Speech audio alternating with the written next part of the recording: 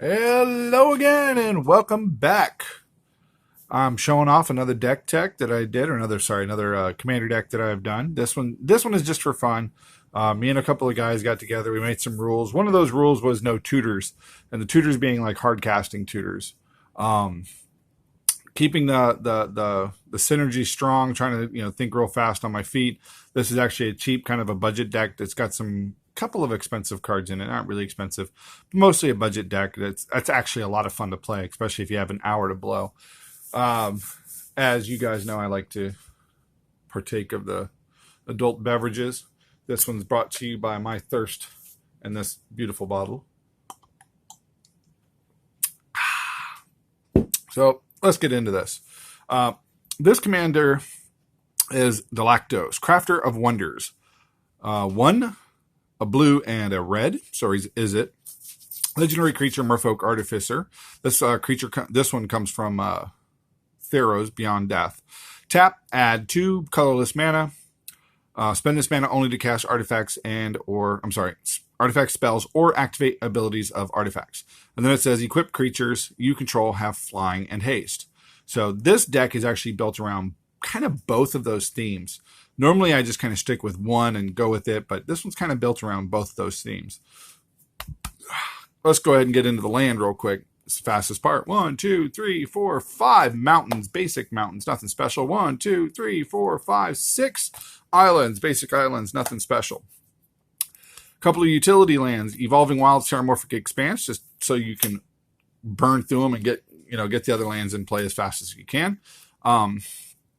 Foundry of Consoles. This one here, it gives you add 1 colorless to your mana pool, or pay 5 colorless, tap it at Sacrifice Factory of Consoles, put 2 1/1 colorless Thopter artifact creature tokens into the battlefield, or flying onto the battlefield. I put it in because it's artifacts. Not going to say it's the greatest. Phyrexia's Core, add 1 colorless. And then, of course, pay 1, tap it, sacrifice an artifact, you gain 1 life. Yeah, I never used it for that, ever. Anyways, Ash Barrens, add 1 colorless to your mana pool. And then, of course, basic land cycling for 1 if you really just need to find a red or a blue at the beginning of the game. Field of Ruin, because why should your opponents have a dual land when they don't need that dual land? Just get rid of it. Rogue's Passage, add 1 colorless mana. 4 and tap. Target creature, it can't be blocked this turn. This one I actually used a lot more than you would think. You'll notice that none of these have come in, except for those 2. Until you use them, they come in. They're not tapped, but when you use their ability, the lands become tapped. But anyways, none of those are tapped when they come into play. Spire of Industry, add 1 colorless to your mana pool. Tap, pay 1 life, add 1 mana of any color to your mana pool. Activates ability only if you control an artifact. So you can tell it's an artifact deck. Go figure, huh? Lands that you can kind of get rid of if you have better lands to put in here. Memorial to Genius, which reminds me of the new lands coming out in this Jumpstart set.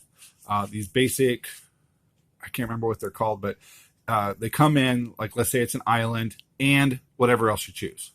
So you choose it when you put it into play. It comes in tapped, yes, just like some of these other ones, but it seems so much better. Like, you can literally, they're coming in, they're just both, whatever colors you want. So they're mana fixers. They're solid mana, but they're also mana fixers. So Memorial to Genius, put it in there because it has 4, a blue and a tap. Sacrifice Memorial to Genius, draw 2 cards. Unfortunately, it comes in tapped. Smoldering Spires, because this one I put in because it says when Smoldering Spires enters the battlefield, target creature can't block this turn, which is always beautiful. And of course, add a red. Desert of Fervent and Desert of Mindful. I just put these in there because I want to cycle them through. If I get them, pretty much after turn 6, I'm cycling these. Greater Furnace, it's an artifact land. Gives you a red. Seat of Synod, it's an artifact land. Gives you a blue. And then, of course, your Izzet Guild Gates, which is a dual land, comes in tapped. Your Swiftwater Cliffs is a life gainer, but it comes in tapped. Your Highlands is a dual land, but it comes in tapped. Izzet Boilerworks comes in tapped, but it bounces a land, so everyone calls this a bounce land. Yay, it's a bounce land, because it bounces back one of your lands. And then, of course, you got Wandering Firmerall. This actually is won me one of the games. Comes in tapped, which sucks. Add red or blue, and then of course pay 2, a red and a blue. Until end of turn, Wandering Ephemeral becomes a 1/4 blue-red elemental creature with 0. Switch this creature's power and toughness until end of turn. It's still a land. So it doesn't cost you anything to switch it, especially if they're hitting your opponent. Sulfur Falls. Enters battlefield tapped unless you control an island or a mountain, which hopefully you do. Epiphany, Temple of Epiphany. It comes in tapped, but it's also a scry land because you get to scry one. Shivan Reef. Not my favorite, but add a colorless or add a red or a blue, and it does 1 damage to you. And then, of course, and that's called a pain land. And then, of course, Steam Vents, which is the shock land. As Steam Vents enters the battlefield, ooh, sorry about that. Sometimes I hate my setup, but I don't have a choice. Okay, Steam Vents enters the battlefield. You may pay 2 life. If you do, it enters the battlefield tap. That's a shock land. So that's the land. But you're going to get mana from other ways too, or at least a reduction in other ways. And I'll show that as it comes. Let's see if I can find a nice way of putting this. Okay, so artifacts. Told you, it's an artifact deck. But it's also a Voltron deck, because you do sometimes build things. I'll go through the artifacts real quick. You got the Mox Amber, more of just a rock, a Signet. Izzet Signet, Talisman of Creativity, Mind Stone, Izzet Cluestone, and Hedron Archive. Those are your mana rocks. You need mana rocks, and they don't really have to be colored. The Mind Stone and the Hedron Archive, they just give you whatever. Sigh of Shinobi. These are the equipments. So Shy of Shinobi, I just put this one in there, and there's actually a second purpose for all these too. Colossus Hammer, cost 1. This one's my favorite. Equipped creature gets +10/+10, and loses flying. Equipped for 8. This one's Sigh of the Shinobi, gives you +1/+1 whenever a creature enters battlefield under your control. You may attach Sigh of Shinobi to it, and it costs 2. So it doesn't cost you anything to just put it on a new creature that just came in. This one costs you 8, which kind of sucks. Infiltration Lens. Equipped creature becomes whenever equipped creature becomes blocked by a creature, you may draw 2 cards. Equipped for 1. This one's fun because you get to draw cards with it. My cat's making a lot of noise. Inventor's Goggles for 1. Equipped creature gets 1 and 2. Whenever an artificer enters the battlefield under your control, you may attach Inventor's Goggles to it. Equipped for 2. Okay, so those are the equipment. Steel Overseer is 2. Put a 1/1 counter on each artifact creature you control. I should have put him with the other creatures, but I didn't. Inspiring Statuary. This one you want to try to get out as fast as you can. For 3, non-artifact spells you cast have Improvise. Barbed Battle Gear. Forgot this one was in here. For 3, equipped creature gets +4, -1. So do not put this on a 1/1 unless you just want it to die. Equipped for 2. Pinion Blade for 3. Equipped creature gets +1/+1 for each creature I control, which this one can get huge. Haunted Cloak for 3. Equipped creature has Vigilance, Trample, and Haste. And then, of course, Mirrorworks. Whenever another non-token whenever another non-token artifact enters the battlefield under my control, you may pay 2. If you do, put a token that's a copy of that artifact onto the battlefield. This one's great for a few things. Doesn't work with the Mox Amber, but after you put this one in play, because it only costs 5, and you put down any other artifacts, I normally will try to get more artifacts in play if I can. There is a reason why. Now, sorcery spells. Look at the top 3 cards of your library. Sorry, this one's Ponder for 1. Look at the top 3 cards of your library and put them back in any order. You may shuffle your library and then draw a card. Why do I have 2 Ponders in here? Oh, I know what happened. Okay, anyways. This one's in the wrong deck. This one's supposed to be in a different deck. But anyways, I'll put that to the side. Ponder. 1 with the machines. 1 and 2. Draw cards equal to the highest converted mana cost among artifacts you control. Reverse Engineer for 3 and 2 has Improvise, and then draw 3 cards. The Improvise is the reason why this one's in here. Your artifacts can help cast this spell. Each artifact you tap after you've done activated mana abilities pays for 1. That's beautiful because a lot of these, cost 1 or 2 to bring in. Sorry, of these equipment, and they're just going to sit on your board anyways for at least the first five turns. So this lets you get 3, and you can use those as mana rocks. Use the equipment as mana rocks. Sahili's Artistry for 4 and 2 blue. Choose one or both. Create a token that's a copy of target artifact, or create a token that's a copy of target creature, except it's an artifact in addition to its other types. This one has a special reasoning why it's in there, and I'll show you in a few minutes. And then, of course, Treasure Cruise, because things are going to go to your grave, and you're going to be able to get 3 cards by cycling through things in your grave. There is no... My cat is going crazy because of the rain that's going out. Give me 1 second. Something's driving me crazy. I got to go grab a book.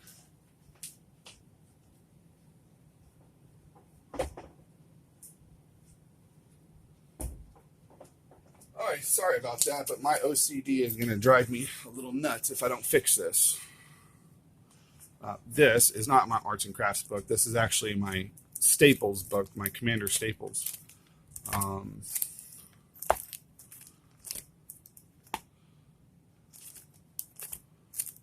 Where are they? Where are they?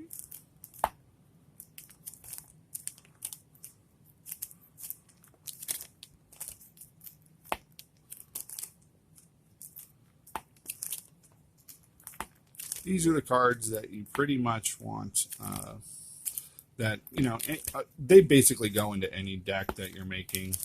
They're all the greatest. Wasn't the expedition map? They're basically your great hits from all of these. I don't remember if that was it. That card.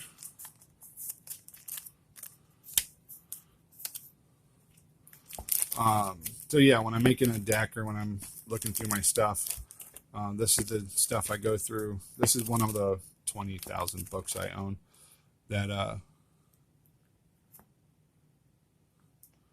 check to see if I want to make a deck or revolve around it. No. No. No. No. No. Oh, Treasure Hunt. Was that it? Or was it High Tide? No. I think it was Treasure Hunt. Yeah, it was Treasure Hunt. I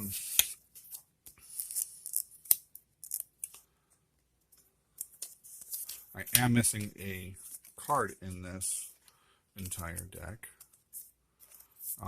It is, you'll see here in a minute.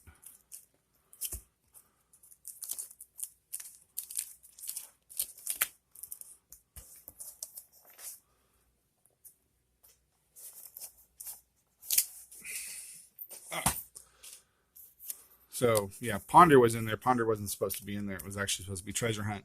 1 in a blue, Sorcery. Reveal cards from the top of your library until you reveal a non-land card.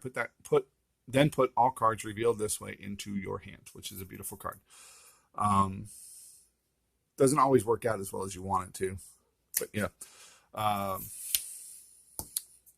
go over that one in a second. Instance, I got my old-fashioned Brainstorm. My Ghostly Flicker, exile 2 target artifact, creatures, and or lands you control, then return those cards to the battlefield under your control. Sometimes you just really want to do that at instant speed, especially with enter the battlefield triggers. Thirst for Knowledge for 2 and a blue. Draw 3 cards, then discard 2 cards unless you discard an artifact card.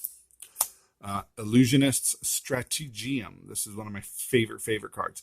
3 and a blue. Exile up to 2 target creatures you control, then return those cards to the battlefield under their owner's control. Draw a card. This one and that one serve the same purpose. We're going to attack or we're going to block, and then we're going to bounce back we're going to blink them out and blink them back in. We get the enter battle trigger, and we get to keep our creature. So it's always great. Spell Swindle, because you have to have a cancel. You have to. And this one at least gives you treasure tokens. So if you're going to cancel something, you're going to have to wait until turn 5. But if you're going to cancel something, cancel it, and get something out of it. Hopefully it's a big explosion thing. I'm sorry, big mana costed.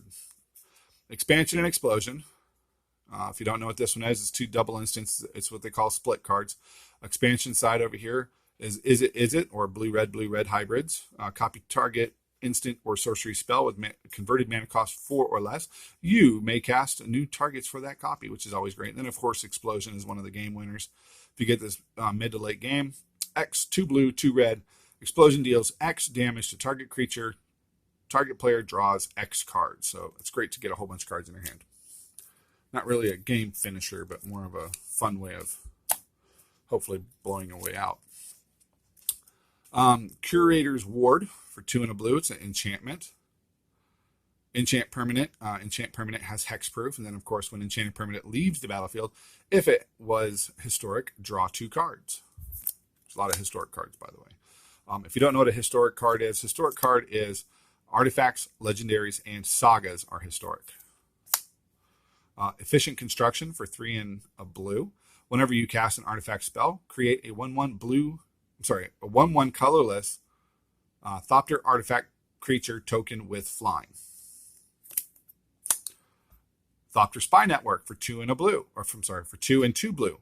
At the beginning of your upkeep, if you control an artifact, put a 1/1 colorless Thopter artifact creature token with flying onto the battlefield. Whenever 1 or more artifact creatures you control deal combat damage to a player, draw a card. Storm the Vault. This one's a fun one too. 2, a blue and a red. Whenever 1 or more creatures you control deal combat damage to a player, create a colorless treasure artifact token with sacrifice this artifact. Add 1 mana to your mana pool. Any color. At the beginning of your end step, if you control 5 or more artifacts, transform Storm the Vault. The last one's Mechanized Production. This is kind of a game finisher, but it does take a time for that one to win. But this one, if you flip it, becomes a land, legendary land, add 1 mana of any color to your mana pool, or tap, add blue to your mana pool for each artifact you control. So this one kind of works just like the green. I can't remember the name of the green enchantment. It's right there at the tip of my tongue. But anyways, Mechanized Production, 2 and 2 blue. Enchant artifact you control. At the beginning of your upkeep, create a token that's a copy of enchanted artifact. Then if you control 8 or more artifacts with the same name as one another, you win the game. And you put this on a Thopter. Don't put it on any of these artifacts I showed you. You put it on a Thopter. You're going to get Thopters out fast. A lot faster anyway. So that's one of the game winners. And then you only have to survive 1 turn. 1 turn. These are my Planeswalkers. Saheeli, Sublime Artificer. Now I wanted to put the original Saheeli in here, but I decided not to. It just felt wrong. If you know what I mean? It just kind of felt wrong. Anyway, Sublime Artificer 1 and Izzet. Whenever you cast a non-creature spell, create a 1/1 colorless servo artifact creature token. So this one benefits you statically. And you never have to use her -2 ability. -2 ability is target artifact you control becomes a copy of another target artifact or creature you control until end of turn. Except it's an artifact in addition to its other types. So you just keep her out there. You don't have to use the ability if you have no reason to. And her loyalty is 5, so she's a beefy girl. She's a beefy girl. Karn, the Great Creator, for 4, has activated abilities of artifacts your opponent's control can't be activated, which is awesome. +1 until end of your turn. Until your next turn. Until your next turn, up to 1 target non-creature artifact becomes an artifact creature with power and toughness, each equal to the converted mana cost. Do not put it on a land. Don't do it. And then, of course, -2, you may choose an artifact card you own from outside the game or in exile. Reveal that card and put it into your hand. And he's a beefy boy too. He's a 5 loyalty. Yeah. Karn, Scion of Urza for 4. Still 5 loyalty. It says 1 is reveal the top 2 cards of your library, and an opponent chooses one of them and put the card into your hand. Exile the other with a silver counter on it. And then, of course, -1. Put a card you own with a silver counter on it from exile into your hand, so you're able to retrieve it back. And then, of course, -2. Create a 0/0 colorless construct artifact creature token. With this creature gets +1/+1 for each artifact you control. And then, of course, Ugin the Effable. For 6, He's only a 4, but he has colorless spells, cost you 2 less to cast. And then, of course, +1, exile top card of your library, face down and look at it, create a 2/2 colorless spirit creature token. When that token leaves the battlefield, you put the exiled card into your hand, which is awesome. -3, destroy target permanent that's 1 or more colors. So those are the Planeswalkers. Now, creatures. Creatures were kind of the hardest one, but also somewhat the easiest ones. You wanted to interact with the artifacts in some way or another. So Goblin Welder, for 1/1, choose target artifact a player controls a target artifact card in that player's graveyard. If both targets are still legal as the ability resolves, the player simultaneously sacrifices the artifact and returns the artifact card to the battlefield. This is great because if you have, let's say, a couple of Thopters in play, but in your graveyard you have the Steel Overseer, you can get your Steel Overseer back, or you can get, I'm trying to look at it, find a good one. You can get your Colossus Hammer back, you know. It's just a good way to retrieve things back out of your graveyard. You're not going to be doing a whole lot of that because normally when this one hits, somebody always kills it. Ethereum Sculptor, you get to do it once. Let's put it that way. Ethereum Sculptor. And another thing, you can use it on your opponent. So it's really great when they have like something big on the battlefield. Someone killed one of their, I don't know, equipments. You can actually switch it. So you can tell them, hey, that big thing over there. The what is it called? Masker Worm. Yeah, that's going. You're simultaneously trading those because it doesn't say destroy. It says sacrifices. Yeah, and returns the artifact card to the battlefield, which I don't think would actually would. That one wouldn't work with the Masker Worm. Oh bloody heck! You remember what worm? You know what worm I'm talking about. I can't remember the name of it. But anyways, Ethereum Sculptor, 1 and a blue. Artifact spells you cost 1 less to cast. Goblin Engineer, 1 and a red. When Goblin Engineer enters the battlefield, you may search the library for an artifact card, put that card in your graveyard, then shuffle your library. Hey, by the way, this one works with that one. For a red and a tap, sacrifice an artifact. Return target artifact with converted mana cost 3 or less from your graveyard to the battlefield. Just in case they kill it. My cat has gone totally nuts. Scrap Trawler for 3. When Scrap Trawler or another artifact you control is put into the graveyard from the battlefield, return it to the hand. Return to your hand target artifact card in your graveyard with lesser converted mana cost. Chief of the Foundry, 3. 3. Other artifact creatures you control get +1/+1. This is the new one. That's right. I took this one out. I had Foundry Inspector for 3. Artifact spells you cast cost 1 less to cast. And I put Sabrina Tulzidi Caravaner. I hope that's how you pronounce it. 2 and a red. I did take that one out, right? Yeah. Haste. The legendary creature has haste, so it triggers off of the legendaries. It's a historic. Another target creature with power 2 or less can't be blocked this turn. 1 and a red. Tap it, discard your hand until end of turn. Whenever a creature you control with power 2 or less deals combat damage to a player, draw a card. So that actually seems like a great thing in this because you're going to be doing a lot of pinging and running out of cards real fast. But you're going to be doing a lot of pinging with Thopters, hopefully. You know, 1 here, 1 there. You fill your hand up pretty quick. PNLR. 2 and a red. Whenever PNLR enters the battlefield, create a 1/1 colorless Thopter. Artifact creature token with flying. 1 and 2, target artifact creature gets +1/+0 until end of turn. And of course, pay 1, sacrifice an artifact. Target creature can't block this turn. Thopter Engineer. I don't know why I did that.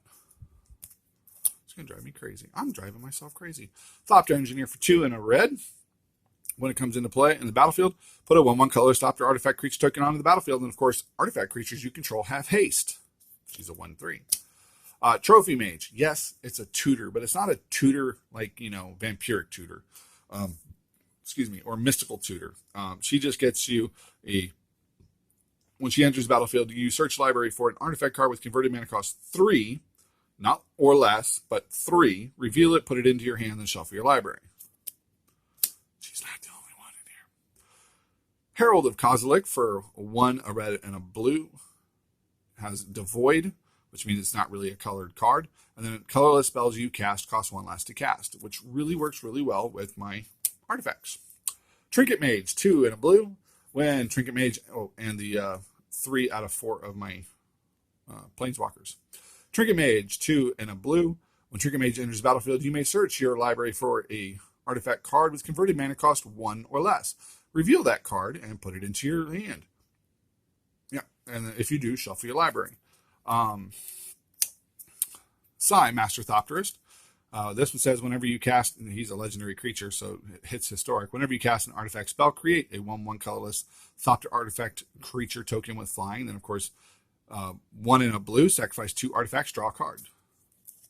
Nice thing about the historic, the ones that trigger with historic, you get to draw cards. So even if you're bringing in a colorless Thopter, it lets you draw a card. Yeah. This one here, Jorah is Familiar. It's kind of a mana rock, or not really, but it reduces it. For 4, it's a 2/2 flying, but it lets you cast historic spells for 1 less, so your artifacts are cost less. Fairy Machinist, or Mechanist, whatever. 3 and a blue. When it enters the battlefield, look at the top 3 cards of your library. You may reveal an artifact card from among them, put it into your hand, put the rest in the bottom of your library in any order. Great card to blink, too. Jorah, Weatherlight Captain, 2, a blue, and a red. Whenever you cast a historic spell, draw a card. And then, of course, 3/3. Whirl Rogue, 2 and 2. Whenever enters the battlefield, put 2 colorless Thopter artifact creature tokens on the battlefield. Tap 2 untapped artifacts you control. Target creature can't be blocked this turn. Pia and Kirin Nalar.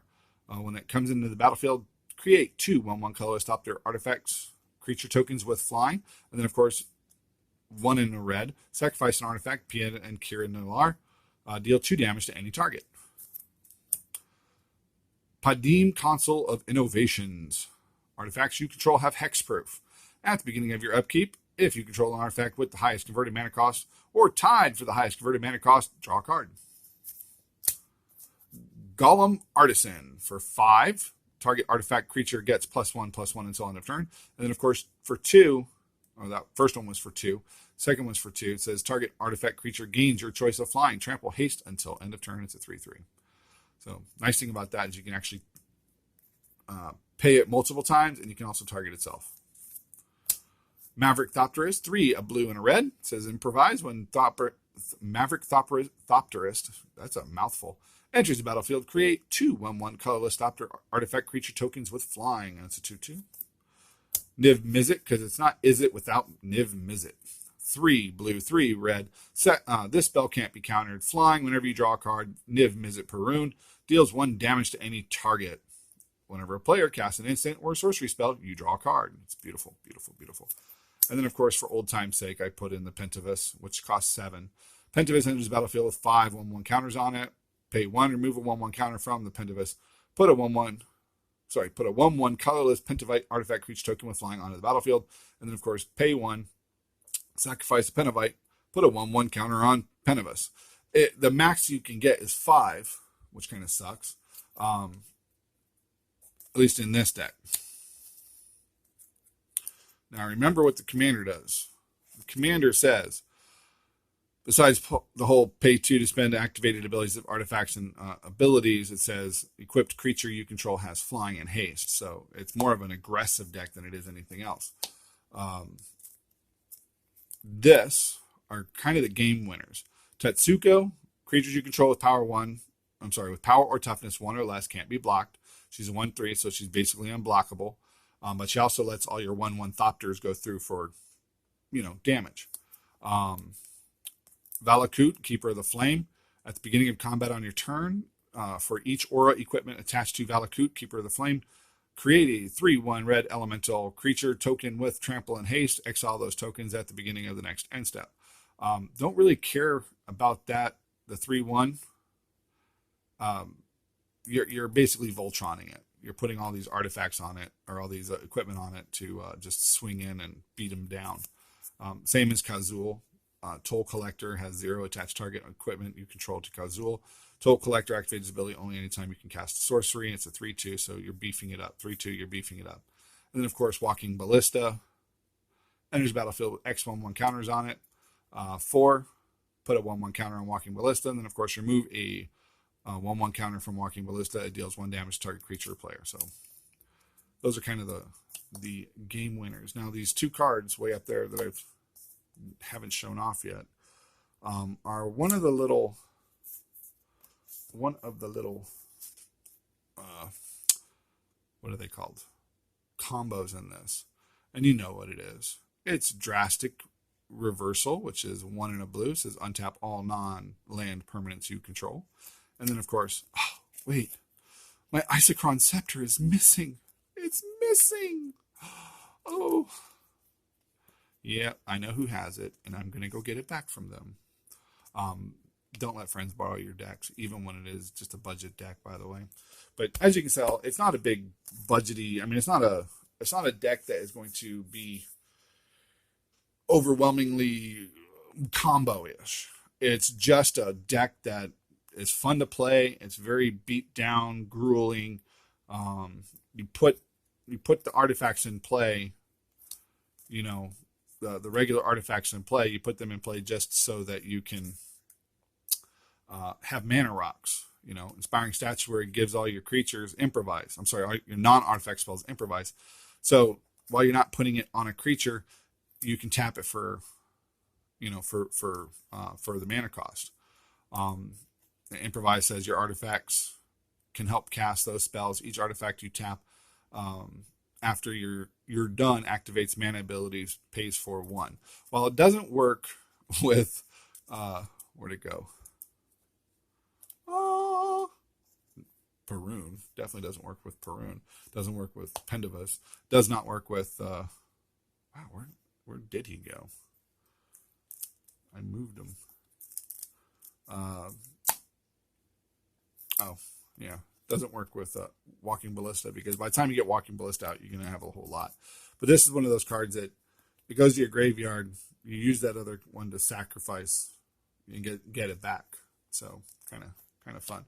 And because it's coming into play, you can pay the X cost at that time. But yeah, anyways, this is just a fun deck to play. It's fun to beat down. I've only won 1 game of 4, you know, but that, I think the only reason I won was because the other 3 decks were not that great, or I just had a great hand. I think it was just because I had a great hand. But I had Isochron Scepter at that time. I'm gonna have to go and beat him down. Anyways, I hope you enjoyed this video. If you have any questions or concerns, please leave me a message down below. If you did not like the video, well, I'm sorry. Oh, by the way, these are Ultra Pro, and they're so slick, and I don't know if I like these sleeves. Hit the subscription button. Hit the bell for notifications. Leave me a message. I answer all my messages. At least I try to, especially when I get notified. When I don't get notified, then it might take a while, but I try to go through. And I hope everybody has a great day. Be safe out there.